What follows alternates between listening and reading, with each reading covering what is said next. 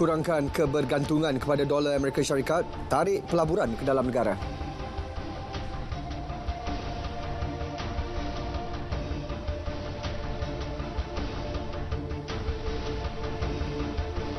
Assalamualaikum, salam Malaysia Medani. Berita tengah malam bersama saya, Sahih Samsudin. Malaysia memberi gambaran untuk lebih terbuka dalam menarik pelaburan ke dalam negara tanpa bergantung kepada dolar Amerika Syarikat. Perdana Menteri berkata, rundingan pelaburan antara Malaysia dengan negara lain sepatutnya menggunakan ringgit dan mata wang negara terlibat. Pernah saya cadang dulu sebagai Menteri Kewangan, tapi perkara itu tidak dapat sambutan di Asia kerana masa itu dianggap kekuatan dolar Amerika itu sangat kukuh. Tetapi sekarang dengan kekuatan ekonomi China, Jepun dan sebagainya, saya fikir harus dirunding sekurang-kurangnya memikirkan tabung kewangan Asia dan keduanya boleh menggunakan ringgit dan kewangan negeri masing-masing. Perbincangan berkait keperluan menubuhkan jawatan kuasa khas bagi memantau pelaburan dari China akan dibincang esok. Buat masa ini, pelaburan dari China dipantau Kementerian Perdagangan, Antarabangsa dan Industri bersama beberapa agensi terlibat. Memang kita akan bincang dalam mesyuarat Jemaah Menteri besok dan langkah-langkah susulan sama ada harus ada kuasa khas atau tidak akan juga kita putuskan besok. Tapi setakat ini program ini dan projek ini dipantau oleh Kementerian MITI dan kita ada MIDA dan Matrid yang saya rasa mampu menyelenggarakan kerana persiapan dibuat oleh Kementerian Luar, MITI dan pegawai-pegawai sangat memuaskan yang menyebabkan kita dapat mencapai prestasi yang diharapkan. 1.7 bilion ringgit diperuntukkan bagi membantu menyelesaikan isu doktor kontrak yang dijangka dapat diselesai dalam tempoh 3 tahun. Perdana Menteri menjelaskan penyerapan doktor lantikan kontrak ke jawatan tetap perlu dilaksana secara berperingkat. Sebab itulah saya merayu sementara tuntutan itu menasabah bahawa mereka berkhidmat sekian lama, tapi perkara ini tertangguh sekian lama. Jadi untuk tahun ini kita selesaikan semua, kita tak mampu. Jadi apa yang dilakukan oleh kerajaan adalah untuk menambah 1.7 bilion ringgit daripada penambahan 3 bilion ringgit emolumen untuk 2023. Jelas Datuk Seri Anwar, seramai 4,300 doktor kontrak akan diserap ke jawatan tetap tahun ini. Alaun panggilan bertugas selepas waktu bekerja ataupun on-call diperluas kepada pegawai perubatan di 6 klinik kesihatan yang terlibat dalam projek rintis bagi menangani kesesakan di hospital. Dan waktu perluasan dipanjangkan merakumi hari kelepasan mingguan kepada 6 klinik kesihatan yang terlibat dalam projek rintis mengurangkan kesesakan hospital kerajaan. Saya juga telah harapkan JPA dan Kementerian Kewangan mengkaji agar kemudahan ini dipanjangkan kepada semua selain pegawai perubatan. Pelan strategik kebangsaan memerangi masalah beban berganda mal pemakanan dalam kalangan kanak-kanak Malaysia 2023-2030 memfokuskan 5 teras dalam menangani pemakanan tidak seimbang golongan tersebut. Timbalan Perdana Menteri Datuk Seri Dr. Ahmad Zahid Hamidi berkata antara teras mengukuhkan tabir urus kesejahteraan pemakanan melalui perundangan, komitmen politik dan pihak berkepentingan. Ia dibincangkan dan diperhalusi dalam mesyuarat jawatan kuasa khas yang dipengerusikan Datuk Seri Dr. Ahmad Zahid hari ini. Mesyuarat memberikan tumpuan terhadap aspek pemakanan seimbang kepada golongan muda dan belia yang akan menjadi pemacu pembangunan negara di masa hadapan. Pelan itu menyasarkan impak kepada kanak-kanak di bawah 18 tahun termasuk golongan rentan sebagai satu usaha mencegah dan mengawal masalah itu daripada terus meningkat sekaligus mengurangkan beban kerajaan menanggung kos rawatan. Kanak-kanak yang mengalami masalah pemakanan akan membesar menjadi dewasa yang berisiko tinggi menghidapi masalah penyakit tidak berjangkit yang memerlukan pembiayaan rawatan amat tinggi sepanjang hayat. Kementerian Perdagangan Dalam Negeri dan Kos Sara Hidup KPDN akan mengumumkan sekitar 30 barang sebagai barangan kawalan di bawah pelaksanaan skim harga maksimum musim perayaan sempena sambutan Hari Raya Aidilfitri tahun ini. Menterinya Datuk Seri Salahuddin Ayub berkata senarai itu akan diumumkan pada 13 April depan. Itu termasuklah barang-barang yang penting dalam persediaan membuat kuih raya ada. Tetapi walaupun belum diumumkan harga minimum itu, kalau pergi ke supermarket yang terpilih yang telah mengadakan jualan rahmah, saya nasihatkan supaya pengunjung kepada pemain industri yang melibatkan kuih raya pergi ke supermarket ataupun hypermarket ini kerana jualannya memang ramah. Dalam pada itu, beliau turut memaklumkan Kementerian Pertanian dan Keterjaminan Makanan memberi jaminan bahawa bekalan telur mencukupi untuk menampung keperluan sepanjang musim perayaan Aidilfitri. Pegawai KPDN juga mempergiat operasi dan pemantauan bagi memastikan bekalan barang keperluan asas mencukupi. Beliau berkata demikian selepas membuat tinjauan di Bazar Ramadan Dataran Esplanade Eco Grandeur Park, Puncak Alam, Selangor. Bazar berkenaan mula diperkenalkan dengan aplikasi urus niaga digital tanpa tunai secara berperingkat. Hormati proses penentuan rasmi tarikh Hari Raya yang dibuat penyimpan mohor besar Raja-Raja selaku pihak yang diamanahkan oleh Majlis Raja-Raja. Susulan tularnya tangkap layar kalender Islam keluaran JAKIM yang menunjukkan tarikh Aidilfitri diawalkan sehari, JAKIM menegaskan dakwaan penukaran tarikh Hari Raya Aidilfitri pada kalender tersebut tidak benar. JAKIM memaklumkan pihaknya tidak pernah membuat sebarang perubahan berkenaan tarikh Hari Raya Aidilfitri dalam kalender Islam, termasuk mengeluarkan apa-apa tarikh mengenai penetapan Hari Raya Aidilfitri bagi tahun ini.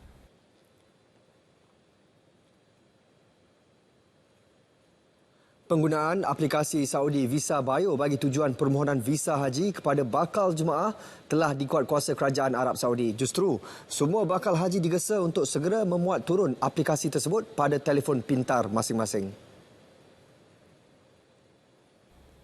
Bakal haji akan menerima email pengesahan pendaftaran daripada Kementerian Luar Arab Saudi apabila maklumat peribadi telah berjaya dimuat naik ke dalam aplikasi tersebut melalui email yang didaftarkan.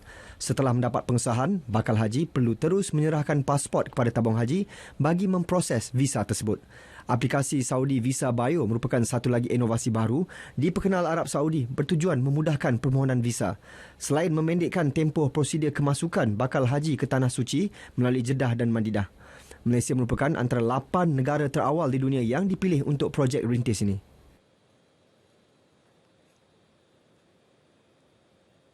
Sebanyak 85 permohonan permit menjual mercun dan bunga api diterima Polis Kelantan daripada peniaga di negeri itu sejak ia mula dibuka minggu lepas. Daripada jumlah itu, 34 permit diluluskan, 48 dalam proses manakala 3 lagi ditolak. Menurut Ketua Polis Kelantan, Datuk Muhammad Zaki Harun, pihaknya menjangkakan lebih ramai peniaga akan membuat permohonan dalam tempoh terdekat. Jelas beliau, tiada sebarang halangan kepada sesiapa untuk mendapatkan permit asalkan mereka memenuhi syarat yang ditetapkan serta tidak mengugat keselamatan awam. Saya menjangkakan ramai lagi akan buat permohonan dan kita tidak ada sekatan atas permohonan ini selagi ianya memenuhi syarat dan kita percaya tidak akan menyebabkan unsur-unsur keselamatan, kita akan luluskan. Kita akan pantau di segi penjualannya supaya bahan-bahan yang kita benarkan untuk dijual ini digunakan untuk tujuan itu saja. Beliau ditemui media pada Majlis Agihan Bubur Lambuk kepada kaki tangan Ibu Pejabat Polis Kontingen IPK Kelantan di Kota Baru. Mengulas lanjut, Datuk Muhammad Zaki berkata, premis jualan yang tidak sesuai selain individu terlibat mempunyai rekod kesalahan lampau adalah antara sebab permit tidak diluluskan.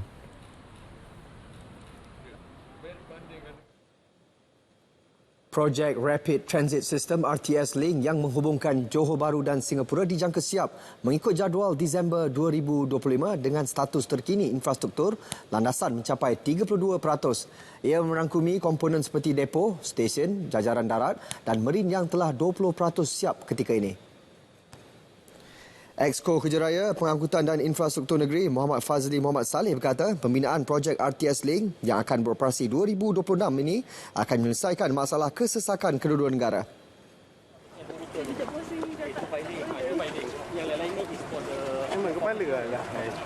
Kita jangkakan dalam masa 1 jam akan ada 10,000 pengguna RTS yang akan menggunakan perkhidmatan ni. Dan untuk makluman semua, di Johor kita ada juga projek double track ETS, double track Gemas Johor Bahru, dan juga satu lagi projek IRT, Iskandar Rapid Transit. Itu melibatkan bas dan kereta api. So kita jangkakan bila projek ni komplit, kita akan dapat satu jaringan yang baiklah untuk pengangkutan di negeri Johor.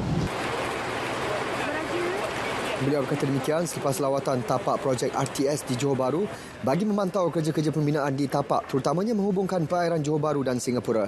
Berhubung kesesakan menjelang Aidilfitri di Tambak Johor, satu mesyuarat koordinasi bersama agensi terlibat akan diadakan dalam masa terdekat bagi melancarkan urusan keluar masuk rakyat di kedua-dua negara.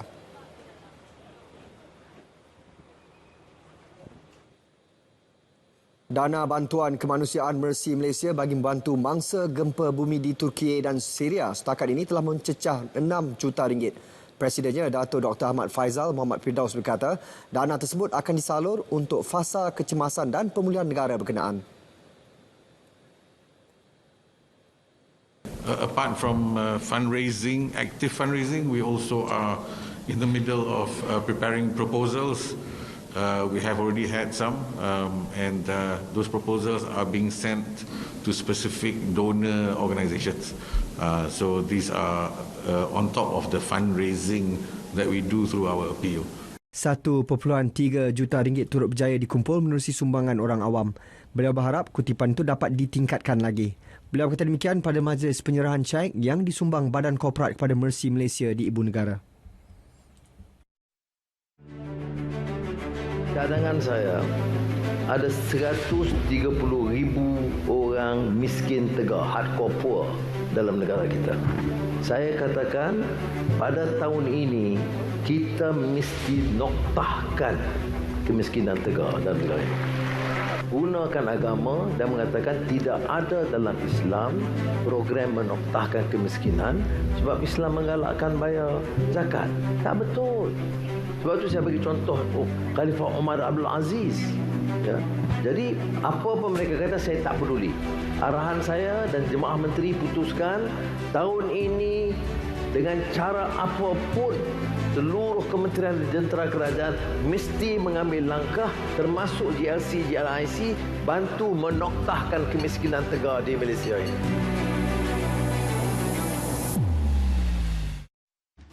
Anda mahu berbayar internet mudah alih pada harga yang murah? Satu lagi inisiatif kerajaan perpaduan di bawah KKD untuk golongan B40, penjimatan 22% dengan harga RM69 sebulan, berkelajuan 30 Mbps bersama data tanpa had. Pakej perpaduan internet semuanya ada untuk anda bermula Mac 2023. Pakej perpaduan internet untuk semua.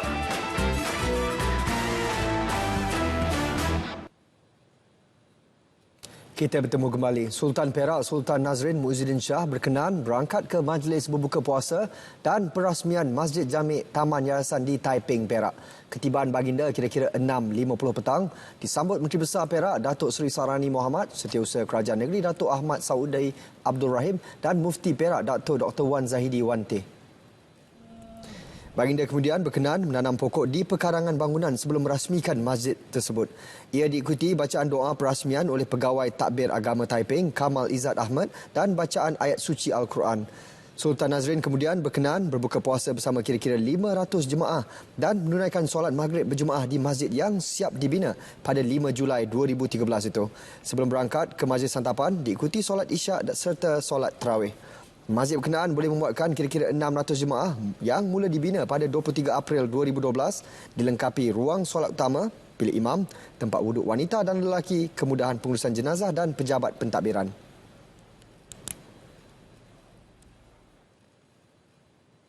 Worldwide Holding dan Starvillian memilih komuniti daerah Hulu Selangor bagi menjalankan tanggungjawab sosial korporat dengan mengagihkan zakat dan bantuan kepada asnaf dan masyarakat memerlukan.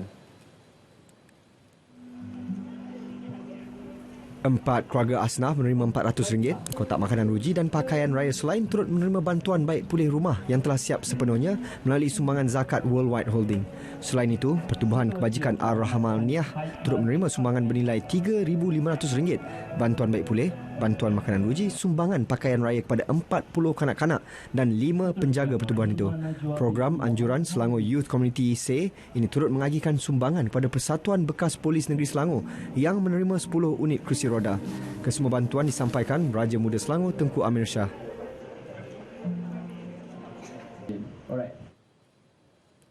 Keistimewaan bubur lambuk bukan setakat pada rasanya yang lazat tetapi secara umumnya menjadi hidangan wajib ketika bulan puasa.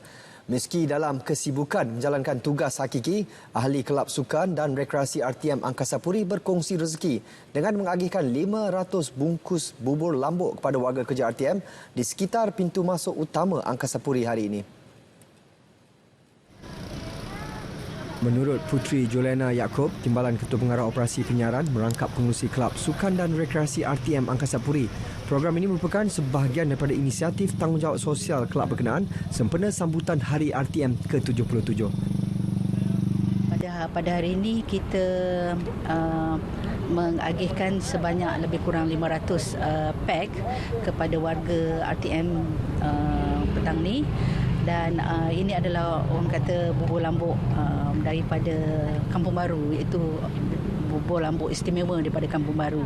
Jadi itulah lagi sekali saya nak mengucapkan orang kata selamat berbuka puasa kepada warga RTM keseluruhannya dan selamat menyambut Hari RTM ke-77 tahun. Sementara itu, beliau juga memaklumkan bahawa program ini akan diadakan secara tahunan demi menerapkan amalan bersedekah, terutama dalam bulan Ramadan. Di samping kita merasai bubur lambuk ni, kita bersedekah kepada, memang menjadi amalan bersedekah lah kepada semua orang kata insan, termasuk juga yang kita khususkan ni adalah untuk warga RTM.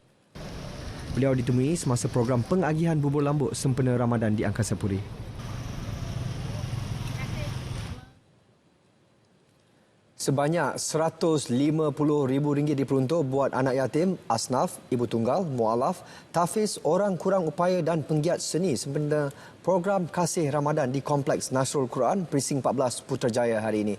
Ia anjuran Perkim dengan kerjasama Kedutaan Besar Republik Rakyat Cina di Malaysia, Selangor FM dan Puspanita Kementerian Komunikasi dan Digital KKD. Menurut Pengurusi Perkim Permata Ampang, Datuk Nur Zarina Sepran, program itu diadakan bagi mengurangkan beban golongan kurang berkemampuan bagi menyambut Ramadan dan Syawal. Majlis hari ini adalah kita untuk bersama-sama buka puasa. Selain kita kata untuk melahirkan rasa tanda syukur, kita melahirkan anak-anak yatim ataupun golongan-golongan sasaran kita supaya mereka juga orang kata turut merasa gembira dapat berkumpul bersama-sama hari ini, dapat buka puasa ramai-ramai dan juga sekurang-kurangnya sedikit sumbangan yang kita berikan dapat meringankan beban dan still memberikan sinar kebahagiaan kepada mereka nanti untuk menyambut Aidilfitri nanti yang bakal tiba. Dalam majlis ini, seramai 500 penerima sumbangan menerima barangan keperluan asas, Al-Quran dan duit raya yang disampaikan Timbalan Menteri Kewangan, Datuk Seri Ahmad Maslan dan isteri Ketua Setiausaha KKD, Datin Seri Hairani Muhammad Tajuddin. Meskipun dianggap pemanis mulut yang muncul hanya setahun sekali, manisan tradisional yang dikenali sebagai agar-agar kering ada peminatnya yang tersendiri. Bagi Nik Muhammad Radhi, Nik Kamaruzaman, manisan tradisional yang diusahakan secara turun-temurun itu hanya dibuat pada bulan Ramadan sahaja. Beliau berkata hal ini kerana permintaan terhadap agar-agar kering atau panggilan lainnya beleda kering hanya tinggi pada bulan Ramadan sahaja. Ujarnya, sebaik tiba bulan Ramadan, pelanggan-pelanggan yang pernah berurusan sebelum ini akan membuat pesanan sama ada untuk makanan sendiri atau dijual. Namun disebabkan kekangan pekerja, pihaknya hanya mampu menghasilkan kira-kira 300 bungkus sehari dan tidak mampu memenuhi kesemua permintaan pelanggannya itu. Untuk agar-agar kering kami setahun sekali saja, iaitu pada bulan puasa. Sebelum bermulanya bulan puasa, dalam seminggu macam tu kami dah start memulakan proses pembuatan agar-agar kering ni, and then sehingga beberapa hari sebelum hari raya, so kita akan berhentilah. Menurut Nik Muhammad Radhi, perniagaan itu kini diusahakan bersama adiknya Nik Nur Adiah selepas arwah bapa mereka meninggal dunia pada tahun 2018. Bagaimanapun adiknya yang memberi tumpuan sepenuhnya terhadap perniagaan tersebut mula daripada memasak, menjemur dan membungkus. Perniagaan warisan keluarganya ini akan diteruskan pada masa akan datang dan merancang untuk menambah kapasiti penghasilan pada Ramadan tahun hadapan. Selangor mempunyai pemilikan hartanah tertinggi di Malaysia dengan hampir 2 juta milikan. Menteri Besar Datuk Seri Aminuddin Shah Arif berkata daripada jumlah itu sebanyak 1.2 juta membabitkan pemilikan komersial dan individu. Kita mempunyai 500,000 500,000. Jadi keseluruhannya itu 500,000 strata iaitu hak milik bertingkat. Dan keseluruhan 1.8 lah. 1.8 juta hak milik di dalam negeri Selangor. Kalau dengan beberapa projek-projek yang sedang berlangsung dan masih lagi berjalan di Subang, di Shah Alam, di daerah Petaling terutamanya, di daerah Hulu Langat, di daerah Kuala Langat yang begitu rancak pada waktu ini, Sepang tidak ketinggalan dan seluruh negeri Selangor lah kalau saya tak boleh single out mana-mana. Saya rasa pemilikan tu boleh mencecah 2 juta dalam tempoh 2 tahun ataupun 3 tahun daripada sekarang. Terdahulu beliau merasmikan pusat setempat OSC Pejabat Tanah dan Galian Selangor PTGS dan pelancaran Hari Tanpa Tunai Pentadbiran Tanah Selangor di bangunan pentadbiran Kerajaan Negeri di Shah Alam. Kewujudan pusat setempat ini menjadi satu keperluan bagi membantu mempercepatkan pelbagai urusan berkaitan tanah. Antara perkhidmatan yang ditawarkan kepada pelanggan adalah berkait urusan penghantaran dokumen serahan tanah dan serata, pungutan perserahan dan pembayaran cukai tanah dan fee. Tebatan banjir dipermainkan dalam sosial media. Anwar kata batal, kemudian teruskan macam main-main. Yang saya batal apa? Saya batal kelulusan. Sebab apa saya batal? Sebab rundingan terus. Saya tanya Kementerian Kewangan, dia kata kos terlalu tinggi. Saya kata pasal apa lulus? Terpaksa lulus. Sebab apa? Sebab fatwa. Ni fatwa mufti baru. Kalau tak ada tender, buat semula. Sebab itu bila saya umum, Johor satu projek, Sungai Golok Kelantan tertangguh. Next phase. Tetapi bila kita selamatkan dana dengan tender, saya sambung Johor ada 2 projek dan Tebatan banjir Kelantan Sungai Golok saya segerakan. Bukan bagi saya bukan soal politik, orang seksa dengan banjir ini. Tapi sebab apa? Sebab kita boleh tender. Sebab apa? Kita selamatkan bilion ringgit wang rakyat daripada dia masuk akaun parti dan akaun peribadi.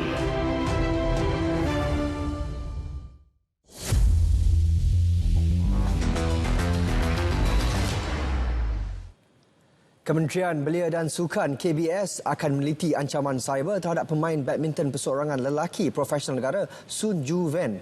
Menterinya Hannah Yeoh berkata kod sukan selamat yang dilancarkan KBS pada Mac lalu turut merangkumi buli cyber. Okay. Jadi untuk yang nak melakukan apa-apalah terhadap atlet kita, jurulatih kita, so pastikan anda tahu undang-undang lah. Kerana undang-undang, kita akan guna undang-undang sedia ada. Akta Kanun Keseksaan dan macam-macam lah. Online threat juga termasuk dalam sukan selamat. Ju Ven diserang dengan komen berbentuk ugutan di laman sosial pribadinya selepas tersingkir di pusingan kelayakan Madrid Spain Masters. Sementara itu, Hannah Yeoh yakin lebih banyak atlet yang mengalami gangguan seksual bakal tampil ke hadapan membuat aduan kepada KBS.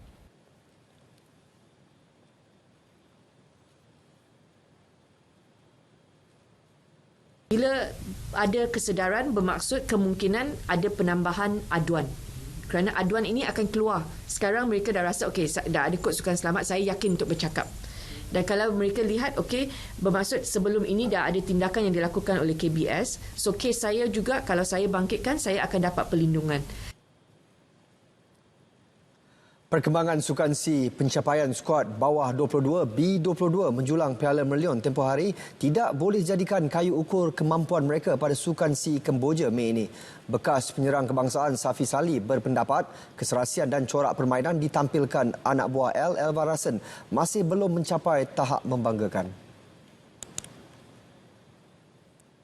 Saya rasa untuk pasukan SEA Games kita tidak boleh menaruh harapan yang terlalu tinggi lah. Saya rasa mereka harus diberi ruang untuk mengeksplor permainan mereka sendiri dan saya rasa ya, walaupun mereka menjuarai Million Cup sebelum ni tempoh hari, tapi itu bukan menunjukkan kita berada di satu landasan yang baik. Bagi mereka ruang untuk mencipta dan mendapat keyakinan. So saya rasa kalau mereka dapat membawa balik pingat emas, satu bonus. Perjalanan skuad bola sepak pada tamasya berprestij Asia Tenggara di Vietnam tahun lalu terhenti di peringkat separuh akhir selepas tewas 0-1 kepada juara bertahan Vietnam. Skuad B22 melakar sejarah bulan lalu selepas menamatkan penantian 41 tahun Malaysia untuk menjulang Piala Merlion 2023.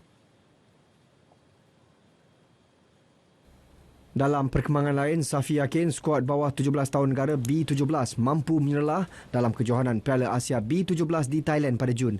Menurut beliau, skuad kendalian Osmera Omaro setakat ini berjaya memperagakan mutu permainan cemerlang.